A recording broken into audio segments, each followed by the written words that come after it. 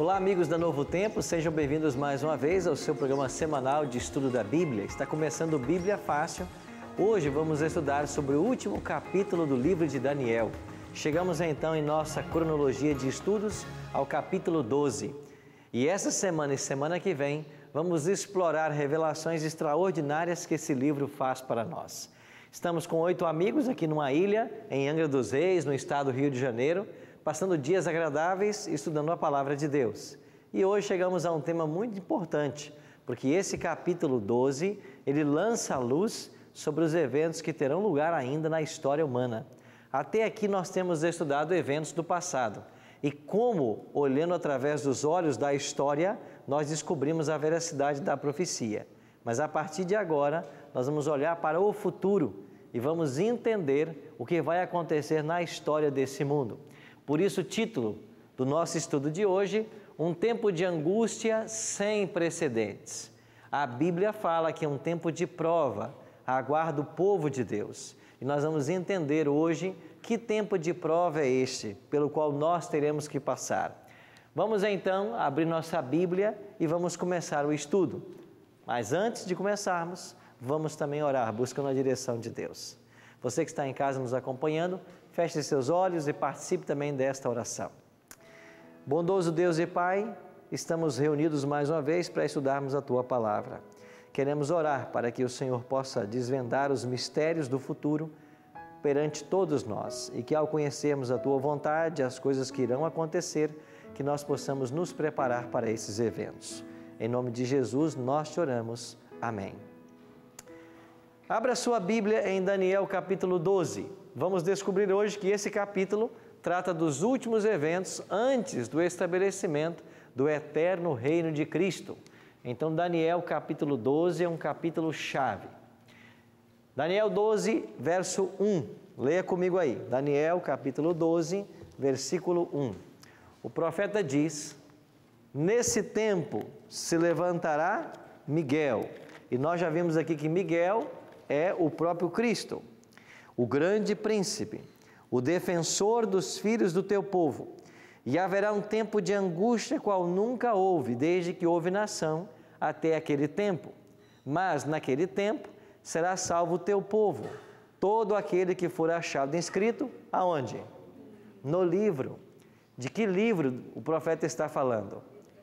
É o livro da vida. A Bíblia menciona esse livro da vida em vários textos. Estão lembrados da experiência de Moisés? Quando o povo caiu em rebeldia e Deus ameaçou destruir o povo? O que Moisés propôs para Deus? Ou você perdoa esse povo, ou você me risca do livro que você escreveu. Ou seja, Deus está escrevendo um livro. Nesse livro há o nome de todas as pessoas que um dia aceitaram a Cristo como Salvador. Ele é chamado de livro da vida. O apóstolo Paulo fala também em Filipenses, no capítulo 4, de que as pessoas que eram companheiras dele no ministério tinham seus nomes no livro da vida. E quando os discípulos voltaram com um positivo relatório do seu trabalho, e eles estavam felizes por isso, Jesus disse para eles: mas vocês devem estar mais alegres ainda, porque o vosso nome está arrolado no livro dos céus. E o Apocalipse é um livro que fala várias vezes nesse livro. E no capítulo 22 é dito que só vão entrar na Cidade Santa aqueles que têm o seu nome escrito no livro da vida. Então aqui em Daniel também há uma menção a esse livro. Então quem é que vai ser salvo no tempo de angústia? Aqueles que têm o seu nome escrito no livro da vida. E o meu nome vai para lá no dia que eu aceito a Cristo como Salvador pessoal e sou batizado. Quando eu aceito a Cristo, meu nome vai para esse livro. Agora, o profeta Jeremias, no capítulo 30, é quem usa essa expressão angústia de Jacó. E nós vamos estudar essa semana e semana que vem a respeito dos últimos eventos e um deles será a angústia de Jacó. Leia comigo Jeremias capítulo 30. Olhe os versículos 6 e 7. Perguntai, pois, e vede se acaso um homem tem dores de parto. Por que vejo, pois, a cada homem com a mão na cintura como a que está dando à luz? E por que se tornaram pálidos todos os rostos? Ah, que grande é aquele dia, e não há outro semelhante. É tempo de angústia para Jacó, ele, porém, se livra dela. Aqui está a expressão angústia de Jacó. Esta é a expressão utilizada para esta grande tribulação que haverá no tempo final da história. Agora olha para o versículo 2 de Daniel. Vamos voltar a Daniel e olhe também para o versículo 2, Daniel 12, verso 2. Olha o que escreveu o profeta. Muitos dos que dormem no pó da terra vão fazer o quê? Ressuscitarão. Uns para quê? Vida eterna. E outros para o quê? Vergonha e horror eternos. Então Daniel está falando aqui de uma ressurreição, onde nela haverá salvos e haverá perdidos. A ressurreição é um tema presente em toda a Bíblia. De fato, no Antigo Testamento, você tem 3 casos de ressurreições. E no Novo Testamento, o próprio Cristo ressuscitou a 3 pessoas. Estão lembrados? Ele ressuscitou a Lázaro, o filho da viúva de Naim e a filha de Jairo. Pedro também ressuscitou e Paulo também ressuscitou pessoas. Moisés é um que também ressuscitou. Deus ressuscitou Moisés. Então há casos de ressurreições na Bíblia. Agora Jesus falou do tema da ressurreição. Estão lembrados? Vamos dar uma olhadinha em São João capítulo 5. Olha o que Jesus falou a respeito da ressurreição. João 5, 28, Jesus disse assim: não vos maravilheis disto, porque vem a hora em que todos os que se acham nos túmulos ouvirão a sua voz e sairão. Os que tiverem feito bem, para qual ressurreição? Da vida. E os que tiverem praticado o mal, para qual ressurreição? Do juízo. Então Cristo falou sobre 2 ressurreições: a ressurreição dos salvos e a ressurreição dos perdidos. Então a morte do ser humano, ela não é o fim. Todas as pessoas que já morreram ou ainda morrerem, um dia elas ressuscitarão. Todas, não importa se salvo ou perdido. Agora, estas 2 ressurreições das quais Cristo falou, elas estão separadas por um período de 1000 anos. Os salvos ressuscitam quando Cristo voltar. Não é isso que Paulo ensina em 1 Tessalonicenses 4, 16 e 17? Paulo diz lá que quando Cristo voltar, ao som da última trombeta, os mortos em Cristo ressuscitarão primeiro. E quando é que os ímpios ressuscitam? Apocalipse 20, verso 5 diz: os restantes dos mortos não reviveram até que se completassem os 1000 anos. Então a ressurreição de salvos e perdidos, ela está separada por 1000 anos. Só que Daniel 12, 2 está falando de uma ressurreição que tem salvo e perdido juntos. Então não pode ser a primeira e nem pode ser a segunda. Essa ressurreição nós chamamos de especial. É uma terceira ressurreição. Quando ela acontece? Nós vamos ver essa semana e semana que vem. Então você percebe quantos eventos tem ainda para acontecer? Então essa semana eu queria estudar com vocês alguns eventos que vão acontecer antes do fechamento da porta da graça. Então aqui estamos nós, vamos supor que esta aqui seja a linha do tempo. E hoje estamos nós aqui, eu e você. Qual é um evento futuro, chave, na história da humanidade? Nós chamamos esse evento de fechamento da porta da graça. Essa expressão ela não é bíblica, não existe essa expressão na Bíblia, mas o conceito é bíblico. O que significa fechamento da porta da graça? Significa que há um momento em que quem decidiu-se pela salvação está salvo e quem não decidiu está perdido. Quando chegar esse momento, nenhum ser humano pode mudar mais o seu status salvífico. Ou está salvo ou está perdido. Quais são os textos que a Bíblia me oferece para embasar esse conceito desse fechamento da porta da graça? Um primeiro deles é Apocalipse capítulo 22, verso 11.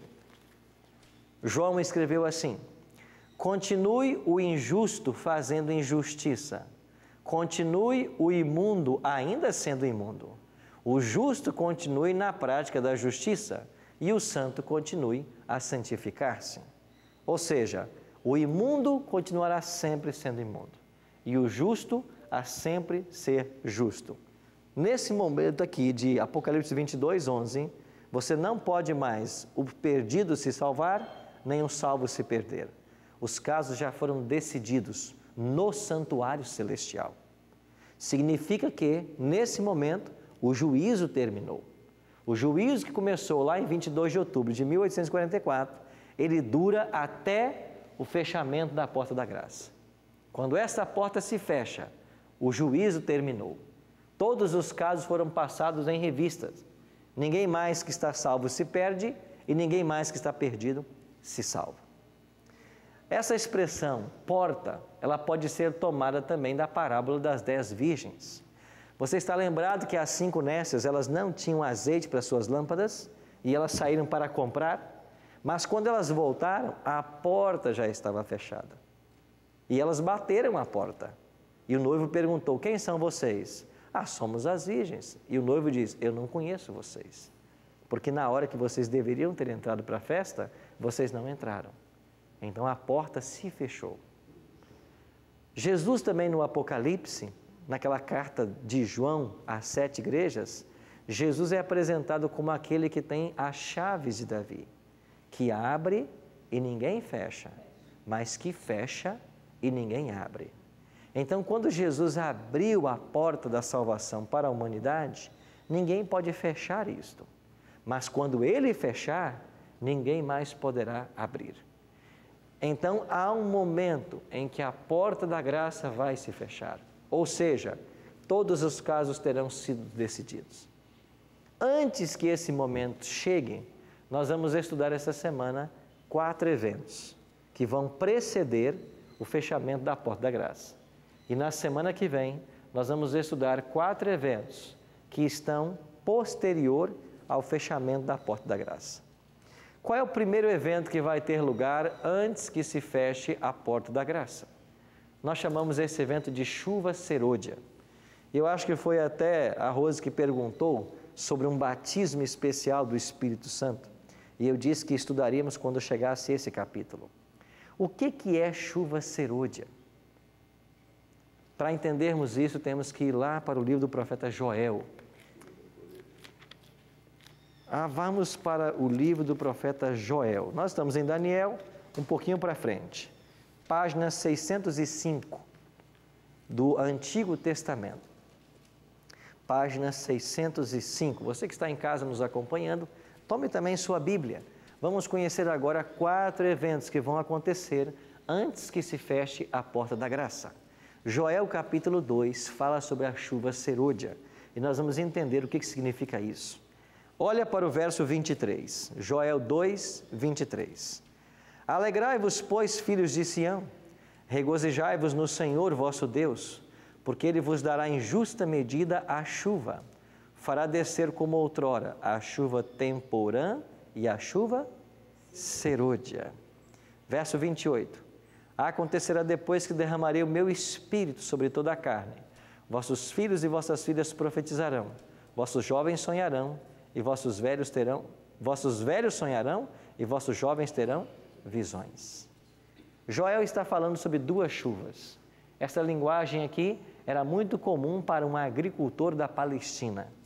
E as pessoas que se envolvem com a agricultura, elas também sabem que no passado as coisas eram mais regulares. Hoje nem tanto, mas alguns anos no passado havia o tempo exato das chuvas. Lá na antiga Palestina, os agricultores estavam acostumados com esse termo, chuva temporã e chuva serôdia. O que era a chuva temporã? Era uma chuva que caía para que o grão pudesse ser lançado à terra. O plantio era feito. Aí o grão germinava e quando o fruto chegava e estava perto da colheita, caía uma outra chuva, chamada chuva serôdia. Esta chuva serôdia é que dava um impulso final para a maturação do grão e a colheita. Então a chuva temporã caía geralmente no primeiro semestre e a chuva serôdia caía no segundo semestre. Joel faz uma relação do derramamento dessa chuva com a dotação do Espírito Santo. E aqui no verso 28 é prometido que o Espírito Santo seria derramado sobre a terra. Agora, pegando esta linguagem, a Bíblia aplica isso a dois momentos em que o Espírito Santo será derramado. O primeiro deles aconteceu em Atos capítulo 2. Olha para o versículo 1. Ao cumprir-se o dia de Pentecostes, estavam todos reunidos no mesmo lugar. De repente, veio do céu um som, como de um vento impetuoso, e encheu toda a casa onde estavam assentados. E apareceram distribuídas entre eles línguas como os de fogo, e pousou sobre cada um deles. E todos ficaram cheios do Espírito Santo e passaram a falar em outras línguas, segundo o Espírito lhes concedia que falassem. Isto aqui é a chuva temporã. Por que é a temporã? Porque o Espírito Santo está sendo dado pela primeira vez à igreja. Você se lembra do discurso de Cristo em João 16? Quando ele fala do Consolador? E ele diz assim: se eu não for, o Consolador não virá. Mas Cristo já havia ressuscitado. Ele passou 40 dias com os discípulos. Depois ele foi assunto aos céus. E ele disse para os discípulos: ficai em Jerusalém, até que do alto recebais a promessa do Pai, que era a promessa do Espírito. E por 10 dias os discípulos ficaram no cenáculo, em oração, e escondidos também das autoridades judaicas. E depois de 10 dias, inteirou 50 dias após a Páscoa. E que festa havia 50 dias após a Páscoa? A festa do Pentecoste. Então, Pentecostes era uma festa exatamente 50 dias após a Páscoa. A palavra significa isso, penta, que vai dar origem a 50, e costes, Páscoa. Então, os judeus estavam reunidos com várias nações em Jerusalém para a celebração do Pentecostes, que era uma festa tradicional judaica. E nesse dia de Pentecostes, o Espírito Santo foi dado à igreja. Então, na festa de Pentecostes, o Espírito Santo foi dado à igreja.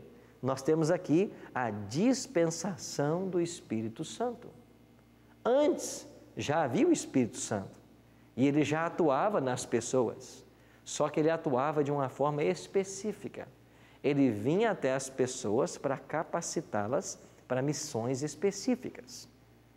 Quando o santuário foi ser construído, o Espírito Santo veio e capacitou 2 homens, chamados Oliel e Oalibe, para que eles pintassem os desenhos do santuário. Então o Espírito Santo vinha e agia nas pessoas para capacitá-las a alguma obra especial. Mas o Espírito Santo não havia sido dado à igreja. Agora no Pentecostes ele é. Então aqui nós temos a chuva temporã, porque a semente do Evangelho foi lançada e o Evangelho germinou e brotou e a igreja cristã se estabeleceu finalmente. Sim, Gerson? Desculpa, pastor, qual o versículo da chuva temporã? 2:23. Ah, tá. Agora no Atos 2:17, Aham. ele faz a mesma menção de Joel lá? Que nós lemos o texto lá, lembra? Então, quando eles começaram a pregar, as pessoas disseram assim: mas esse povo já está embriagado tão cedo assim do dia? Aí Pedro disse assim: não, esse povo não está embriagado. O que vocês estão vendo aqui é a promessa que o Espírito Santo seria derramado, como profetizou Joel. Aí Pedro está se referindo a Joel 2:28, que nos últimos dias derramarei meu Espírito sobre toda a carne. Então Pedro está aqui fazendo uma aplicação do texto de Joel. Agora o Espírito Santo veio. Esta é a primeira chuva, porque não havia sido dado à igreja ainda. Agora nós aguardamos uma outra vinda do Espírito Santo, que será agora uma manifestação mais poderosa do que a primeira, e agora para preparar a terra para a colheita. E a colheita na Bíblia o que é? É a volta de Cristo, como vamos ver alguns textos aqui. Rose. Como o senhor falou agora, o povo parecia estar embriagado. Foi assim que aconteceu quando Eli viu Ana Orando, né? orando e pensava que ela estava embriagada. Estivesse embriagada. Estivesse embriagada, mas ali ela estava cheia do Espírito Santo de Deus. Ele estava orando. É porque ela estava orando e ele não estava Uma entendendo o que ela estava dupla falando. unção, Né? tipo, Ela estava clamando a Deus por causa do filho que unção ela não dobrada. podia ter, né? Certo? Então, a Bíblia diz que quando Jesus voltar, haverá uma colheita, certo? Por exemplo, se você abrir a sua Bíblia em Apocalipse, capítulo 14, você vai ter aí no verso 14 a ceifa e no verso 17 a vindima. O verso 14 a 16 é a colheita dos salvos e dos versos 17 a 20 é a destruição dos ímpios. Apocalipse 14, 14. Então veja que Jesus, ele retrata a sua vinda como uma colheita. E de fato não foi isso quando ele contou sobre o trigo e o joio, e os discípulos disseram que deveriam arrancar o joio. O que ele disse? Não, deixa que ambos cresçam até a colheita. Na colheita eles serão separados.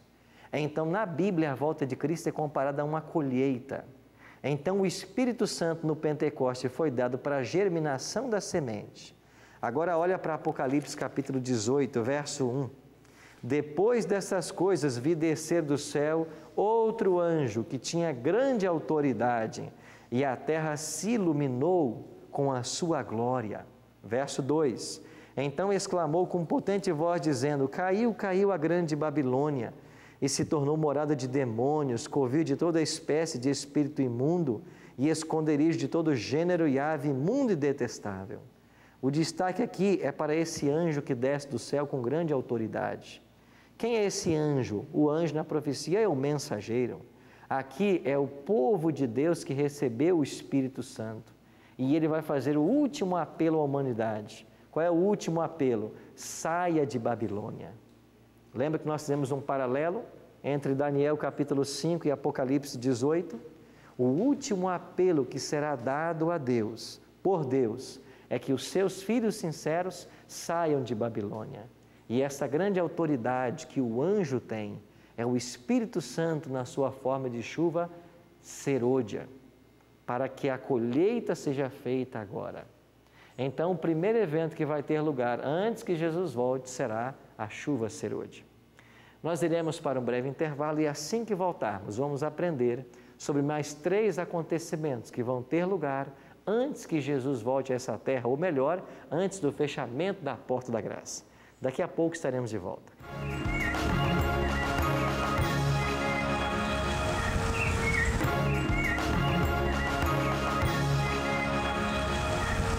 Olá amigos, estamos de volta com o programa Bíblia Fácil. Eu tenho uma surpresa para você.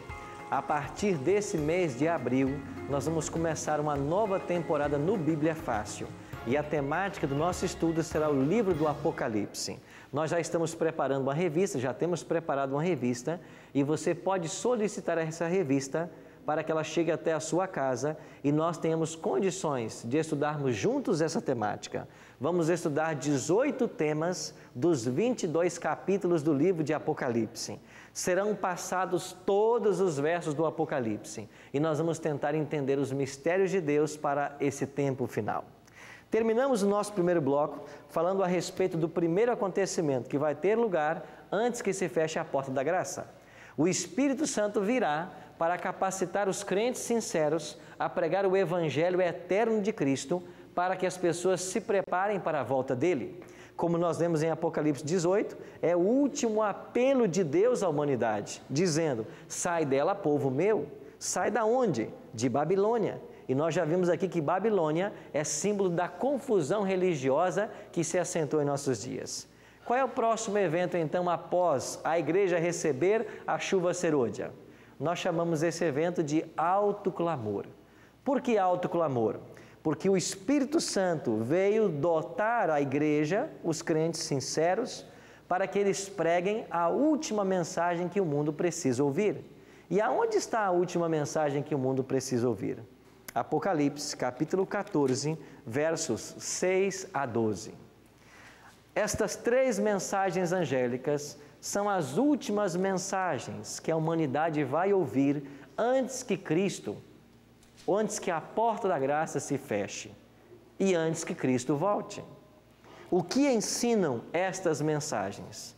Primeiro anjo, olha o que diz o verso 6, Apocalipse 14, verso 6. Vi outro anjo voando pelo meio do céu. E o que esse anjo tem? Um evangelho eterno para pregar a quem? A cada nação, tribo, língua e povo.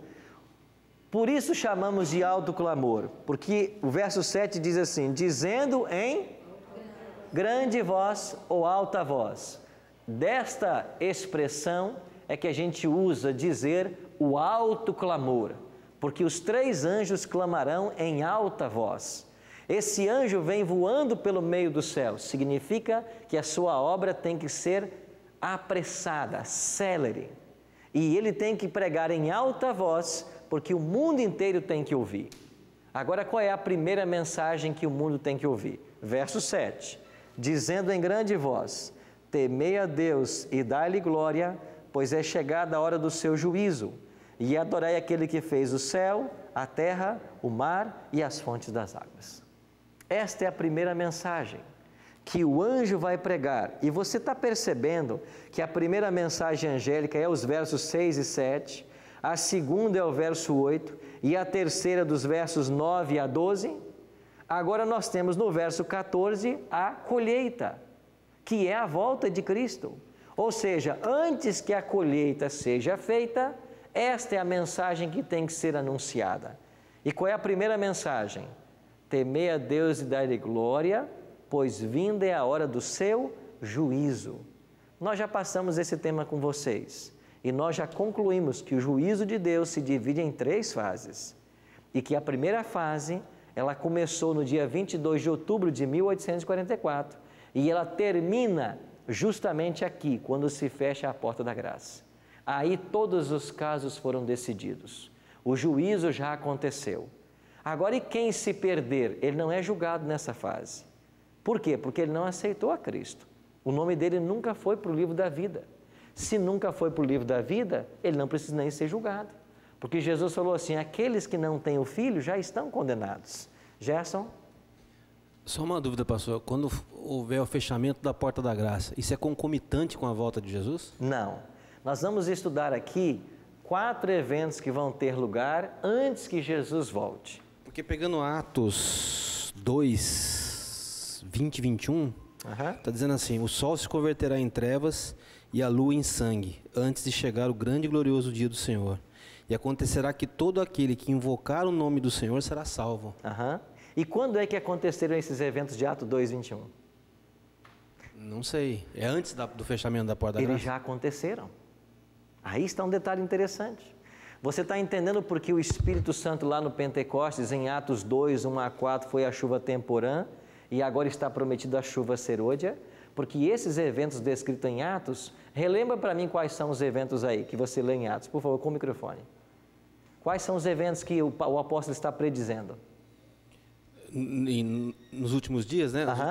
Nos últimos dias acontecerá, diz Deus, que do meu espírito derramarei sobre toda a carne, e os vossos filhos e as vossas filhas profetizarão, os vossos jovens terão visões, e os vossos velhos sonharão sonhos. E também do meu espírito derramarei sobre os meus servos e minhas servas naqueles dias, e profetizarão. E farei aparecer prodígios em cima do céu e sinais embaixo na terra, sangue, fogo e vapor de fumaça. O sol se converterá em trevas e a lua, e em sangue antes de chegar o grande e glorioso dia do Senhor. E acontecerá que todo aquele que invocar o nome do Senhor será salvo. Então o sol se converterá em trevas, a lua em sangue, antes que venha o grande e terrível dia do Senhor. O grande e terrível dia do Senhor é a volta de Cristo. Agora vá para Apocalipse capítulo 6, você mesmo leia para mim, Gerson, o que está escrito aí em Apocalipse capítulo 6, verso 12. E havendo aberto o 6º selo, olhei e eis que houve um grande tremor de terra, e o sol tornou-se negro como saco de cilício, e a lua tornou-se como sangue, e as estrelas do céu caíram sobre a terra, como quando a figueira lança de si os seus figos verdes, abalada por um vento forte. Você está percebendo que o que Atos está dizendo tem a ver com a abertura do sexto selo? São os mesmos eventos? Agora, quando é que o sexto selo foi aberto? O sexto selo foi aberto em 1755, 1780 e 1833. Se você pegar a enciclopédia Barça ou a enciclopédia Mirador e procurar pelo verbete O Dia Escuro, você vai chegar no dia 19 de maio de 1780. Foi nesse dia que a lua apareceu no céu vermelha como sangue e houve um eclipse. E esse grande terremoto do sexto selo aconteceu em 1755. E a queda das estrelas, que na realidade não é queda de estrela, né? É uma chuva de meteoritos, porque uma estrela é muitas vezes maior que a Terra. Se ela esbarrasse no nosso planeta, ela acabaria com a Terra. Mas essa chuva de meteoritos aconteceu em 1833. Ou seja, esses eventos do sexto selo, eles já aconteceram. Então, nós estamos agora entre o sexto selo e a abertura do sétimo selo. Só que o sétimo selo é a volta de Cristo. É o grande e terrível dia do Senhor. Então, nós estamos no momento em que a chuva serôdia será derramada e que os sinceros filhos de Deus, imbuídos do Espírito Santo, têm que pregar essas 3 mensagens angélicas de Apocalipse 14. Veja como os textos vão se casando. Voltando então a Apocalipse 14, 7, a primeira mensagem é: o juízo já começou. E esse juízo começou em 22 de outubro de 1844. E ele vai terminar quando se fechar a porta da graça. O que representa o fechamento da porta da graça? A saída de Cristo do santuário. Porque nós já lemos aqui com vocês em Apocalipse 15, 8, que quando Jesus sai do santuário, o santuário se enche de fumaça. E ninguém podia permanecer no santuário enquanto não se cumprissem as 7 pragas. Então, o sair do santuário é o fechamento da porta da graça. Não temos mais intercessor. Acabou a intercessão. Ele estava lá até esse momento. Quem podia buscá-lo como advogado tinha acesso. Mas quando ele sai do santuário, ninguém mais tem acesso a esse advogado. Então, quem está salvo, está salvo. Quem está perdido, está perdido. Então, o que hoje nós temos que pregar? Primeiro, o juízo já começou. Esta é uma mensagem para o tempo presente. Agora, aqui na voz desse primeiro anjo, há uma segunda doutrina que nós temos que pregar. Qual é essa segunda doutrina? O verso 14, Apocalipse 14, o verso 7, na segunda parte, diz assim: adorai aquele que fez o céu, a terra, o mar e as fontes das águas. Nós temos que convidar os moradores da terra a adorar aquele que fez. Como nós chamamos aquele que fez? Criador. Por que o tema da adoração está presente no momento final da história? Porque o tema da adoração é o tema que percorre toda a Bíblia. Vocês estão lembrados de Isaías 14 e Ezequiel 28, quando lemos da expulsão de Satanás do céu? Satanás foi expulso do céu porque ele quis se colocar no lugar do Criador. Ele quis ser adorado como Deus merece ser adorado. Você está lembrado de quando o diabo foi tentar a Cristo lá no deserto? A maior tentação que Jesus sofreu em vida, qual foi? Foi a terceira tentação. E o que disse Satanás para Cristo na terceira tentação? Você não veio morrer pelo homem? Você não veio salvar a humanidade? Pois eu devolvo tudo para você, se você tão somente se prostrar e me adorar. O diabo sempre quis ser adorado. E agora o anjo diz assim: nós temos que adorar é aquele que fez o céu, a terra, o mar e as fontes das águas. Da onde o anjo está tomando essa expressão? Céu, terra, mar e fontes de águas. Ele está tomando essa expressão do 4º mandamento. Porque lá em Êxodo 20, versos 8 a 11, lá diz assim: lembra-te do dia de sábado para o santificar. Por quê? Porque em 6 dias fez o Senhor Deus os céus, a terra, o mar e as fontes das águas. O anjo está dizendo que nós temos que adorar o Criador. E aqui é uma menção ao sábado, porque a expressão literal é tomada do 4º mandamento. Por que isso? Porque nós vamos ver na próxima mensagem, ou na mensagem do terceiro anjo, que a questão da adoração é o que vai dividir a humanidade entre aqueles que servem a Deus e aqueles que não servem.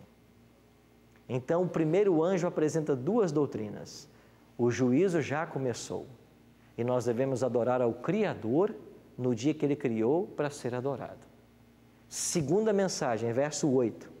O anjo diz assim: caiu, caiu a grande Babilônia, que tem dado a beber a todas as nações do vinho da fúria da sua prostituição. O que o segundo anjo anuncia? Caiu Babilônia. Como que você anuncia a queda de Babilônia? Você está lembrado lá de Daniel 5? A queda de Babilônia, quando o rio Eufrates foi tirado dela, o que alimentava a cidade? Era o rio. Agora esse rio vai ser tirado. Apocalipse 6:12 diz, 16:12 diz, que o rio Eufrates vai se secar novamente, preparando o caminho dos reis que vêm do nascente do sol. E os reis que vêm do nascente do sol é Cristo e seus anjos. Ou seja, o secamento do rio Eufrates, ele agora assume um poder simbólico em Apocalipse. E o que significa então a queda de Babilônia? É o denunciarmos as mentiras de Babilônia, o vinho com que ela embebedou os reis da terra. Então, como que nós anunciamos a queda de Babilônia? Anunciando o vinho de Babilônia. E o que é vinho na Bíblia? São as falsas doutrinas, ensinadas por Babilônia, que embebedaram os reis da terra. Então, quando nós falamos aqui nas tradições que as pessoas seguem e não a Bíblia, nós estamos falando do vinho de Babilônia. Sim, amiga? Pastor, então Jesus ele vai sair do santuário e vai vir para buscar os que são dele. Sim. Né? Então, esses são salvos. Certo. E o trono branco? No Qual julgamento? Trono branco? Qual trono branco? Não, porque você falou do julgamento, né? Que Sim. vai ter um julgamento, né? Então é isso que eu queria entender. Se Jesus ele sai do santuário, ele vem e leva os que são deles. Uhum. Então aí depois vai haver um outro julgamento? O julgamento acontece em 3 fases, como nós falamos. A primeira fase ela termina quando se fecha a porta da graça, antes da volta de Cristo. Então todos os casos são decididos antes que ele saia do santuário. Quando ele sair do santuário, o julgamento já terminou, já definiu quem é salvo e quem está perdido. Certo? Então, hoje está acontecendo o julgamento. Hoje nós estamos sendo julgados. Ok? Terceira mensagem angélica. Apocalipse 14, versículo 9 em diante. Seguiu a estes outro anjo, o terceiro dizendo em grande voz: se alguém adora a besta e a sua imagem, e recebe a sua marca na fronte ou sobre a mão, também esse beberá do vinho da cólera de Deus, preparado sem mistura do cálice da sua ira, e será atormentado com fogo e enxofre diante dos santos anjos e na presença do Cordeiro. Você percebe que o tema da adoração volta aqui no terceiro anjo? O primeiro anjo diz assim: chegou a hora do juízo e adorai ao que fez os céus e a terra. O terceiro anjo diz assim: se alguém adora a besta e a sua imagem, recebe a sua marca na mão ou sobre a fronte, também esse beberá do vinho da cólera de Deus, preparado sem mistura do cálice da sua ira. Agora, o que é a besta? Nós não já vimos em Apocalipse 13:1 que a besta é o mesmo poder do chifre pequeno? Ou seja, é o sistema papal. E o que vai acontecer agora? Os Estados Unidos, que é a maior nação protestante do mundo, que em Apocalipse 13:11 é a segunda besta, vai dar as mãos à primeira besta, que é o papado, e eles vão promulgar um dia mundial de guarda. Qual será o dia mundial de guarda que esses poderes vão divulgar? Não é segredo para ninguém mais que é o domingo. Basta você ouvir os discursos do Papa Bento XVI. Ele está constantemente discursando sobre o domingo como sendo o dia da família. Então, esses poderes vão se unir. E para aqueles que já visitaram os Estados Unidos e conhecem um pouco da legislação norte-americana, há vários estados americanos onde já existe um decreto dominical votado. Vários estados americanos já votaram na sua Constituição o domingo como um dia santo, como um feriado, onde ninguém pode nele trabalhar. E isto que já aconteceu em vários estados e que o Papa vai reforçar vai chegar a ser um evento mundial. E o domingo vai ser colocado como um dia da família, um dia mundial de adoração a Deus, um dia para descanso, um dia pensando na ecologia. E todas as propostas serão bonitas, só que o dia que eles escolhem não é o dia sagrado pela Bíblia. Eu não tenho muito tempo para ler, mas eu vou só dar os textos para vocês. Você, quando vai para Ezequiel 12:12, lá diz assim: também lhe dei os meus sábados para servirem de sinal entre mim e vós. Se você vai para Ezequiel 20:12, e agora 20:20, santificai os meus sábados, pois servirão de sinal entre mim e vós. Ezequiel 20, verso 12 e Ezequiel 20, verso 20 aponta o sábado como sinal de Deus. Mas agora o Apocalipse está advertindo se alguém adora a besta. E o que é adorar a besta? É prestar uma homenagem para o dia que ela está divulgando como santo. Então nós vamos ter agora os selados pelo selo de Deus, que está em Apocalipse capítulo 7, selados em número de 144.000, e você tem os selados com o selo da besta. Quem são esses que recebem o selo?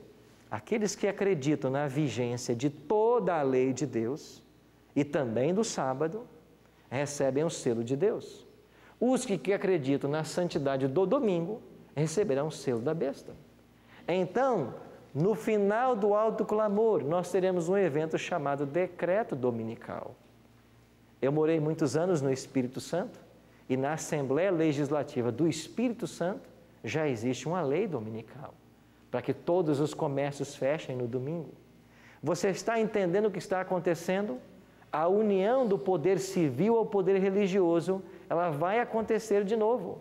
E nós vamos ter então aí 2 dias para serem observados. E é aqui que a humanidade vai se dividir em 2 grupos. E nós chegamos ao último evento antes que se feche a porta da graça. E sabe qual será? O próprio diabo vai tentar imitar a volta de Jesus. Você sabia disso? Que o próprio diabo vai tentar imitar a volta de Jesus? Abra sua Bíblia em Tessalonicenses. Olha o que Paulo diz nesses versos. 2 Tessalonicenses, capítulo 2. Qual é o tema do capítulo 2 aí? A vinda do Senhor e a revelação da apostasia e o homem da iniquidade. Olha o versículo 1. Irmãos, olha o que Paulo está dizendo. No que diz respeito à vinda do nosso Senhor Jesus Cristo e à nossa reunião com Ele, nós vos exortamos. Ou seja, o tema aqui é a volta de Cristo. Está claro no verso 1. Agora olha o verso 3. Ninguém de nenhum modo vos engane, porque isto não acontecerá, ou seja, Jesus não vai voltar, sem que primeiro venha a apostasia e seja revelado o homem da iniquidade, o filho da perdição. Versículo 7. Com efeito, o mistério da iniquidade já opera, e aguarda somente que seja afastado aquele que agora o detém. Então será de fato revelado o iníquo, a quem o Senhor Jesus matará com o sopro da sua boca e o destruirá pela manifestação da sua vinda. Verso 9. Ora, o aparecimento do iníquo é segundo a eficácia de Satanás, com todo o poder e sinais e prodígios da mentira. Sabe o que vai acontecer? O próprio diabo, fazendo uso de sinais, prodígios da mentira e com muito poder, ele fará parecer ser ele o Cristo. E ele vai enganar a muitas pessoas. Nesse momento, ainda a porta da graça está aberta. Ainda há oportunidade de salvação. E a humanidade, então, vai poder escolher de que lado ela vai ficar. Se vai adorar a Deus, que é o Criador dos céus e da terra, se vai reverenciar somente a Ele, ou se vai agora aceitar esse falso poder que colocou, que mudou a lei de Deus, como nós já vimos aqui, e que agora estabelece um dia falso de guarda. E nós estamos caminhando a passos largos para isso. E eu já mencionei para vocês uma encíclica papal, e eu deveria ter trago ela, eu tenho uma, mas não trouxe, que João Paulo II publicou em 98, falando do dia do Senhor, falando que o dia do Senhor é o domingo. Mas você vai para o Novo Testamento, você tem apenas 9 vezes que é falado do primeiro dia da semana, que é o domingo. Mas em nenhum texto fala que esse dia é o dia do Senhor. Fala que ele é um dia santo. Fala que nós devemos adorar nesse dia. Mas como se construiu uma teologia em cima disso então? Isso demorou séculos. Desde o 4º século. Isso já está em processo. Eu já expliquei para vocês que em cada concílio da igreja, desde Niceia, Teodósia, Laodiceia, em cada concílio, o sábado foi sendo colocado de lado e o domingo foi ganhando mais proeminência, ao ponto de nós chegarmos a ter, hoje no catecismo, o claro ensino de que o dia de guarda é o domingo, porque nele Jesus ressuscitou. É claro que Jesus ressuscitou nele. Agora eu pergunto, nós devemos santificar o domingo porque Jesus ressuscitou nele? O domingo comemora a ressurreição? Não. Por que não? Porque a Bíblia já me dá uma cerimônia que comemora a ressurreição de Cristo. A Bíblia já diz para mim qual é a cerimônia que celebra a ressurreição de Cristo. E vocês sabiam qual é a cerimônia que celebra a ressurreição de Cristo? Já pensaram nisso? Qual é a cerimônia da Bíblia que celebra a ressurreição de Cristo? Vai para Romanos. Olha o que escreveu o apóstolo Paulo em Romanos capítulo 6, a partir do verso 4. Fomos, pois, sepultados com ele na morte pelo batismo, para que, como Cristo foi ressuscitado dentre os mortos pela glória do Pai, assim também nós andemos em novidade de vida. Quando nós somos batizados e nós imergimos na água, nós somos sepultados como Cristo foi. E quando nós emergirmos da água e saímos do batismo, nós estamos ressuscitando com Cristo. Então, a cerimônia cristã que celebra a ressurreição é o batismo e não a santificação do primeiro dia da semana. Você percebe como que Babilônia conseguiu espalhar o seu vinho? Mas, amigos, esta é a pura verdade da palavra de Deus. E sabe qual é a boa notícia para você? Que quando todas essas coisas estiverem acontecendo, Jesus ainda está no santuário celestial. Ainda há graça. E se você, quando vir essas coisas, tomar a sua decisão ao lado da verdade. Agora então, pastor, eu vou esperar que essas coisas comecem a acontecer para que eu tome a minha decisão? Essa poderia ser uma decisão, mas há um detalhe que vocês têm que também saber. O fechamento da porta da graça é um momento escatológico, é um momento em que Jesus sairá do santuário. Isso tem um dia e hora marcado pelo céu. Só que esse momento pode ser antecipado para qualquer ser humano. E qual é o evento que antecipa o fechamento da porta da graça para qualquer ser humano? É a morte. Porque quando alguém morre, para ele terminou o tempo da graça. Se ele estiver salvo, ele morre salvo. Se ele estiver perdido, ele morre perdido. Então não é seguro eu esperar que isso aconteça para um preparo, porque eu não sei se eu estarei vivo amanhã. Por isso, na Bíblia, a salvação sempre é algo dinâmico. Jesus disse assim para Zaqueu: Zaqueu, desce depressa, porque me convém ficar em tua casa. E Hebreus 4 vai dizer: hoje, se ouvirdes a sua voz, não endureçais o vosso coração. Eu não posso esperar para amanhã. Mas você vê como a beleza da Bíblia caminha com os eventos, advertindo a todos nós de que esse momento está chegando e que nós devemos fazer o devido preparo.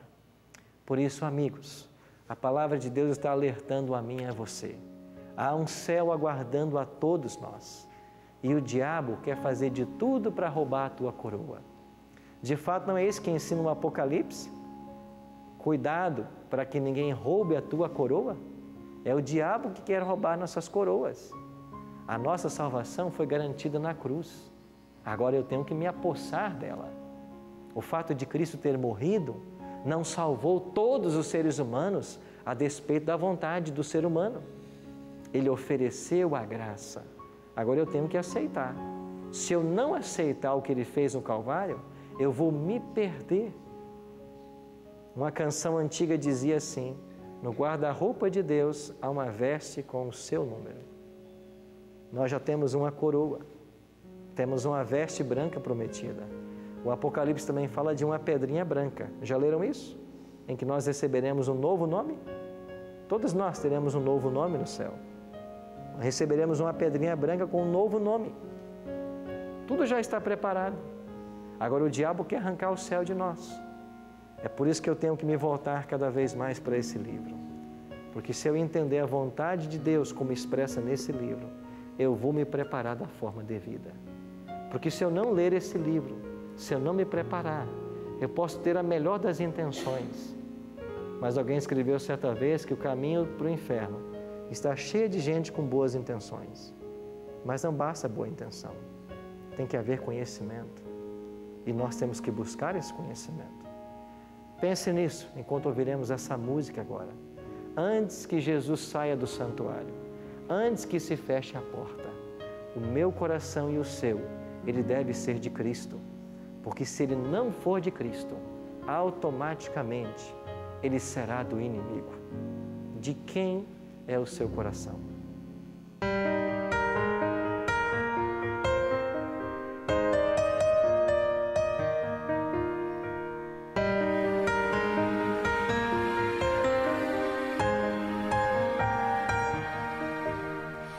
Hoje é um novo dia, Pai, quero me entregar. Sinto falta desse amor que um dia me salvou. Sei que andei tão longe aqui, mas o teu